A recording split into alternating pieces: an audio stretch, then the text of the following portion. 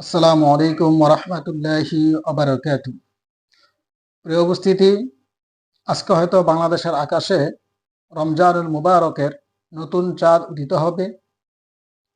আর এই নতুন চাঁদ উদিত হলে আমাদের করণীয় কি, বা নতুন চাঁদ উদিত হলে আমরা কি দোয়া পাঠ করব, এটা হয়তো আমরা অনেকেই জানি না,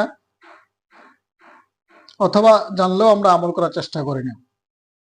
এই নতুন চাঁদ উদিত হলে বিশ্বনবী সাল্লাল্লাহু আলাইহি ওয়াসাল্লাম যে দোয়াটা পাঠ করতেন, সেই দোয়াটা আমি আপনাদের সামনে এখন পেশ করছি।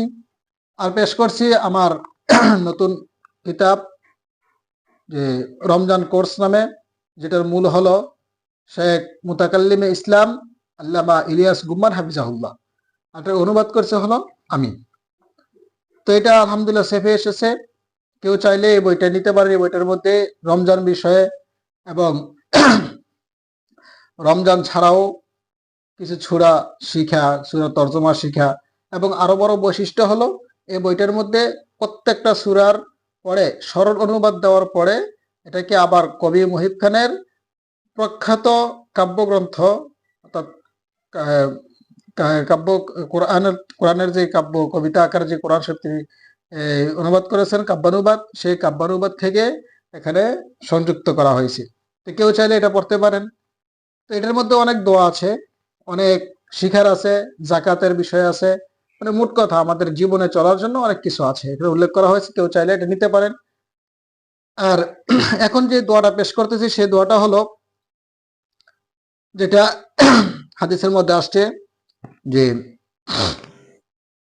যখন নতুন চাঁদ উদিত হতো তখন বিশ্বনবী সাল্লাল্লাহু আলাইহি ওয়াসাল্লাম এই দোয়াটা পড়তেন। আমি বলছি, আপনারা দেখেন ভালো করে। আল্লাহুম্মা আহিল্লাহু আলাইনা বিল ইয়ুমনি ওয়াল ঈমান ওয়াস সালামাতি ওয়াল ইসলাম ওয়াত তাওফীকি লিমা তুহিব্বু ওয়া তারদা রব্বুনা ওয়া রাব্বুকাল্লাহ।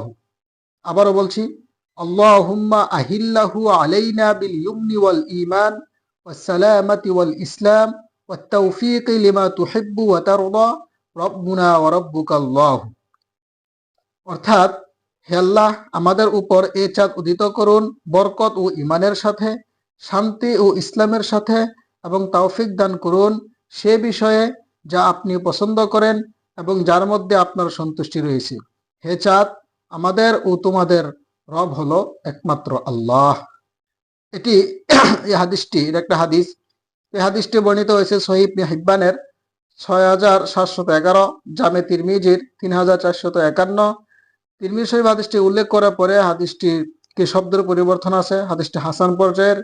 তো নতুন চাঁদ উদিত হলে আমরা এই দোয়াটি বেশি বেশি পড়তে পারি, তাহলে আমাদের একটা যেরকম ভাবে সুন্নাত আদায় হবে, এরকম ভাবে হাদিসের উপরে আমল হবে।